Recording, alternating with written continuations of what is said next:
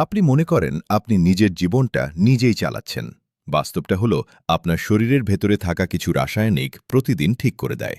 আপনি আজ কিভাবে ভাববেন, কিভাবে অনুভব করবেন এবং কিভাবে সিদ্ধান্ত নেবেন, আপনি কখন অলস হবেন, কখন ভয় পাবেন, কখন শুরু করেও মাঝপথে থেমে যাবেন, এই সব কিছুর নিয়ন্ত্রণ অনেক সময় আপনার হাতে থাকে না, থাকে আপনার হরমোনের হাতে। এই কারণেই আপনি দেখেছেন একই মানুষ একদিন খুব শক্তিশালী আর আত্মবিশ্বাসী, আরেকদিন একেবারে ভেঙে পড়ে। যে মানুষ নিজের হরমোন কন্ট্রোল করতে শেখে সে নিজের মস্তিষ্ক কন্ট্রোল করতে শেখে, আর যে নিজের মস্তিষ্ক কন্ট্রোল করতে পারে সে ধীরে ধীরে নিজের পুরো জীবনটাই বদলে ফেলে। আপনার শরীর প্রতিদিন কিছু রাসায়নিক নিঃসরণ করে, যেগুলো ঠিক করে দেয় আপনি আজ ফোকাস থাকবেন নাকি বিভ্রান্ত হবেন, আত্মবিশ্বাসী হবেন নাকি সন্দেহে ভুগবেন, কাজ শুরু করবেন নাকি আবার কাল করব বলে পিছিয়ে দেবেন। এই রাসায়নিকগুলোকেই আমরা বলি হরমোন, আর এই হরমোনই নীরবে আপনার পুরো জীবনের গতিপথ ঠিক করে দেয়। আপনি যখন সকালে ঘুম থেকে উঠে হালকা ক্লান্ত বোধ করেন, তখন সেটা শুধু ঘুম কম হওয়ার জন্য না, তখন আপনার কোর্টিসল আর ডোপামিনের ব্যালেন্স ঠিক থাকে না। আপনি যখন অল্প সময়ের আনন্দের দিকে বারবার ঝুঁকে পড়েন, মোবাইল স্ক্রোল করেন, অপ্রয়োজনীয় ভিডিও দেখেন, তখন সেটা আপনার চরিত্রের দুর্বলতা না, তখন আপনার ব্রেন সহজ ডোপামিন খুঁজছে। এই কারণেই আপনি দেখবেন আপনি অনেক কিছু জানেন কিন্তু করতে পারেন না, অনেক স্বপ্ন দেখেন কিন্তু এগোতে পারেন না। যে মানুষ নিজের শরীর আর মস্তিষ্কের এই সিস্টেমটা বোঝে না, সে সারা জীবন নিজেকেই দোষ দেয়। সেভাবে সে অলস, সেভাবে সে যথেষ্ট ভালো না, সেভাবে সে অন্যদের মতো পারছে না। কিন্তু সত্যিটা হলো, সে মানুষটা কখনো শেখেনি কিভাবে নিজের হরমোনকে নিজের পক্ষে কাজ করাতে হয়। যেদিন আপনার ডোপামিন ভুল জায়গায় খরচ হয়, সেদিন আপনি বড় কাজ এড়িয়ে যান। যেদিন আপনার কোর্টিসল নিয়ন্ত্রণের বাইরে চলে যায়, সেদিন আপনি ভয়ে সিদ্ধান্ত নিতে পারেন না। আর যেদিন আপনার সেরোটোনিন আর টেস্টোস্টেরন ঠিক থাকে, সেদিন আপনি অবাক হয়ে দেখেন আপনি নিজেই নিজের উপর ভরসা পাচ্ছেন। এই বই আমাদের একটা গুরুত্বপূর্ণ সত্য শেখায়। আপনি আগে নিজের শরীরকে বুঝবেন, তারপর নিজের মনকে নিয়ন্ত্রণ করবেন। আর তারপরেই জীবনের বাইরে যে পরিবর্তন দরকার সেটা আসতে শুরু করবে। সমাজ আপনাকে সবসময় বাইরের কথা শেখায়, বেশি কাজ করো, বেশি চেষ্টা করো, আরও চাপ নাও। কিন্তু কেউ আপনাকে শেখায় না কিভাবে চাপ কমাতে হয়, কিভাবে ব্রেনকে শান্ত রাখতে হয়, কিভাবে শক্তিকে জমিয়ে রাখতে হয়। এই জিনিসগুলো না জানলে আপনি যতই পরিশ্রম করুন, আপনি ভিতর থেকে ধীরে ধীরে ক্লান্ত হয়ে পড়বেন।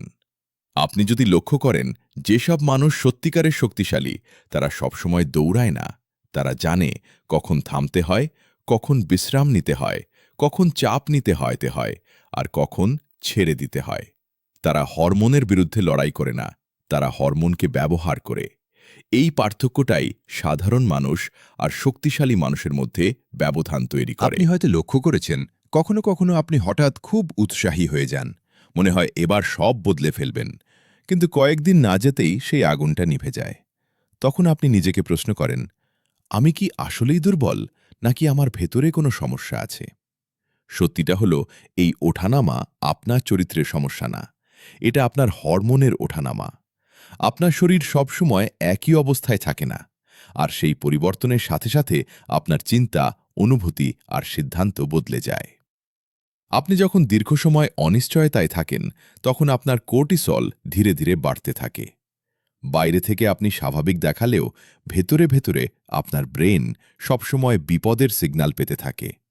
এই অবস্থায় আপনি বড় সিদ্ধান্ত নিতে ভয় পান, ঝুঁকি এড়িয়ে চলেন, আর সহজ কাজের মধ্যেই নিজেকে আটকে রাখেন। আপনি ভাবেন আপনি বাস্তববাদী হচ্ছেন, কিন্তু আসলে আপনি ভয়ের মাধ্যমে পরিচালিত হচ্ছেন। অনেক সময় এটা হরমোনের প্রভাব। এরপর আসে আরেকটা বড় ফাঁদ, অতিরিক্ত ডোপামিন। আপনি যখন বারবার ছোট আনন্দে ডুবে যান, তখন আপনার ব্রেন ধীরে ধীরে কঠিন কাজ থেকে দূরে সরে যায়। বই পড়া, গভীর চিন্তা, নিজেদের উপর কাজ করা, এই জিনিসগুলো তখন আপনার কাছে ভারী মনে হয়, কারণ আপনার ব্রেন অভ্যস্ত হয়ে গেছে সহজ পুরস্কারে। এই অবস্থায় আপনি যতই নিজেকে জোর করেন, আপনার মন বারবার পালানোর পথ খুঁজবে। এটা আপনার দুর্বলতা না, এটা আপনার ব্রেনের প্রশিক্ষণের ফল। এখন যে কথাগুলো বলতে যাচ্ছি তা খুব মনোযোগ দিয়ে শুনুন, যা আপনার জীবন বদলে দিতে পারে। শুনুন, আপনার ব্রেনকে শাস্তি দিয়ে নয়, বুঝিয়ে নিয়ন্ত্রণ করতে হয়। আপনি যদি নিজের দৈনন্দিন অভ্যাস, ঘুম, খাবার, চিন্তার ধরন একটু একটু করে ঠিক করেন, তাহলে ধীরে ধীরে আপনার হরমোনাল সিস্টেমও আপনার পক্ষে কাজ করতে শুরু করে। তখন আপনি দেখবেন যেসব কাজ আগে অসম্ভব মনে হতো সেগুলো এখন ধীরে ধীরে স্বাভাবিক হয়ে যাচ্ছে। এই পরিবর্তন একদিনে আসে না, কিন্তু যখন আসে তখন সেটা ভিতর থেকে আসে। আপনি যদি নিজের জীবনের দিকে তাকান, দেখবেন বেশিরভাগ মানুষ বাইরের মোটিভেশন খোঁজে। তারা নতুন ভিডিও, নতুন কথা, নতুন অনুপ্রেরণা চায়। কিন্তু আসল শক্তি আসে ভিতরের স্থিতি থেকে।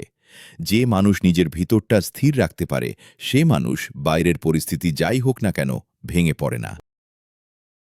সাবস্ক্রাইব করে সাথে থাকুন। ধন্যবাদ।